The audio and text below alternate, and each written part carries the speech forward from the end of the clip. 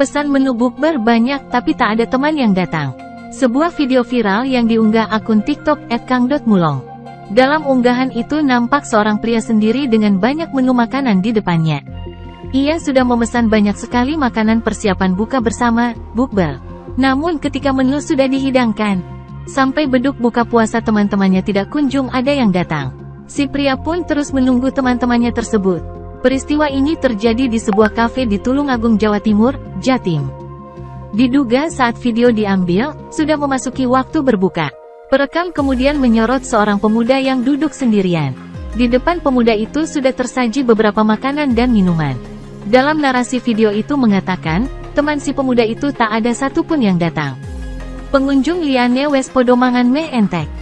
Pukul 18.15 kancane masih durung enek sing teko, pengunjung lainnya sudah pada makan hampir habis.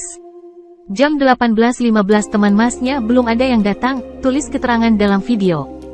Video tersebut direkam oleh salah satu pengunjung, terlihat pria tersebut merasa resah hingga menoleh ke kiri dan kanan menunggu teman-temannya. Ia sesekali terlihat meminum minuman yang ada di depannya. Dilansir dari komen pemilik akun, diketahui teman pemuda itu tak ada yang datang hingga sampai malam. Akhirnya makanan yang sudah tersaji pun dibungkus.